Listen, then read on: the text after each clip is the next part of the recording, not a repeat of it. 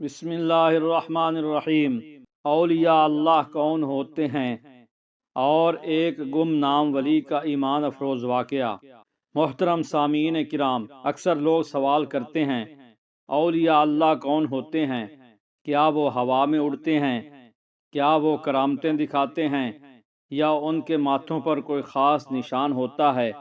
آج کی حکایت انہی تمام سوالات کا جواب ہے، اور وہ بھی ایک ایسے واقعہ کے ذریعے جس میں تہجد کی طاقت اور اللہ کے گمنام ولی کا ذکر ہے۔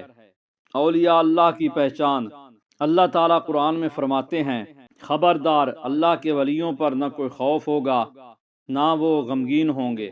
اولیاء اللہ کوئی الگ مخلوق نہیں ہوتے، وہ بازاروں میں بھی ہوتے ہیں، کھیتوں میں بھی، دکانوں پر بھی، اور کبھی کبھی ہماری بغل میں بیٹھے ہوتے ہیں، مگر فرق صرف ایک ہوتا ہے، ان کا دل ہر حال میں اللہ سے جڑا ہوتا ہے۔ ایک عام سا شہر۔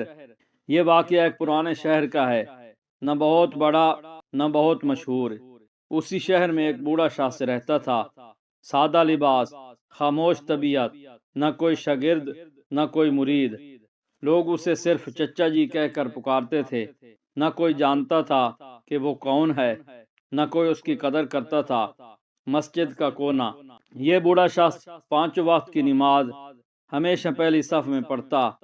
نماز کے بعد نہ لمبی دعا نہ کسی سے گفتگو، بس خاموشی سے مسجد کے ایک کونے میں بیٹھ جاتا۔ لوگ سمجھتے یہ بس ایک نیک آدمی ہے، مگر حقیقت اس سے کہیں زیادہ تھی۔ تہجد کا وقت، جب پورا شہر سو جاتا، دروازے بند ہو جاتے اور اندھیرا ہر طرف پھیل جاتا، تب مسجد کے دروازے آہستہ سے کھلتے۔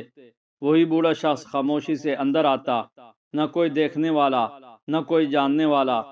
وہ وضو کرتا اور تہجد کے لیے کھڑا ہو جاتا۔ آنسوؤں والی دعا۔ وہ نہ بلند آواز میں روتا نہ ہاتھ لہراتا، بس سجدے میں جا کر آنسو بہاتا۔ وہ کہتا، یا اللہ، میں کسی قابل نہیں، بس تو ہی میرا سہارا ہے۔ کبھی اپنے لیے دعا کرتا اور زیادہ تر امت محمد صلی اللہ علیہ وآلہ وسلم کے لیے۔ شہر پر آزمائش۔ ایک سال اس شہر پر سخت آزمائش آئی۔ بارش رک گئی، کھیت سوکھ گئے، لوگ فاقوں پر آ گئے۔ علماء نے کہا نماز استسقاء پڑھنی ہوگی۔ سب لوگ جمع ہوئے، دعائیں ہوئیں، مگر بارش نہ ہوئی۔ لوگ پریشان ہو گئے۔ اسی رات حسب معمول وہ شخص بوڑھا تہجد کے لیے آیا۔ مسجد میں اندھیرا تھا، صرف ایک چراغ جل رہا تھا۔ وہ کھڑا ہوا، 2 رکعت پڑھی اور پھر سجدے میں چلا گیا۔ اس رات اس کی دعا مختلف تھی۔ وہ رو کر بولا، یا اللہ، لوگ بھوکے ہیں، بچے بلک رہے ہیں، اگر میری کوئی حیثیت ہے تو اپنی رحمت نازل فرما۔ کرامت نہیں، قبولیت۔ ابھی وہ سجدے میں ہی تھا کہ باہر ہوا چلنے لگی، بادل گرجے اور اچانک موسلادھار بارش شروع ہو گئی۔ لوگ گھروں سے نکل آئے، بارش ہو گئی، اللہ نے رحم کر دیا۔ راز کا انکشاف۔ اگلے دن شہر کے ایک بڑے عالم نے خواب دیکھا۔ خواب میں کہا گیا، ہم نے تمہاری دعا نہیں بلکہ اس بوڑھے بندے کی تہجد قبول کی ہے۔ عالم چونک گئے۔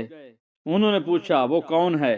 آواز آئی، جو راتوں کو ہمارے سامنے روتا ہے۔ ولی کی پہچان۔ عالم صاحب اس بوڑھے کے پاس گئے، اس کے ہاتھ چومے اور کہا، آپ اللہ کے ولی ہیں۔ بوڑھے کی آنکھوں میں آنسو آ گئے۔ وہ بولا، خدا کے بندو، مجھے مشہور نہ کرو ورنہ میرا سب کچھ لٹ جائے گا۔ اولیاء اللہ کی حقیقت۔ محترم سامعین، اولیاء اللہ شور نہیں مچاتے، وہ دکھاوے سے دور ہوتے ہیں۔ ان کی طاقت تہجد کے آنسو ہوتے ہیں۔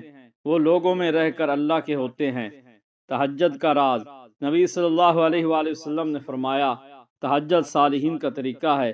جو شخص رات کے آخری حصے میں اللہ کے سامنے جھک جاتا ہے، اللہ دنیا اس کے سامنے جھکا دیتا ہے۔ آخری پیغام۔ اگر آج یہ حکایت آپ کے دل کو چھو گئی ہے تو سمجھ لیجئے اللہ آپ کو تہجد کی طرف بلا رہا ہے۔ آج رات صرف 2 رکعت ہی صحیح اللہ کے سامنے کھڑے ہو جائیے، شاید آپ بھی اللہ کے کسی گمنام ولی کی فہرست میں شامل ہو جائیں۔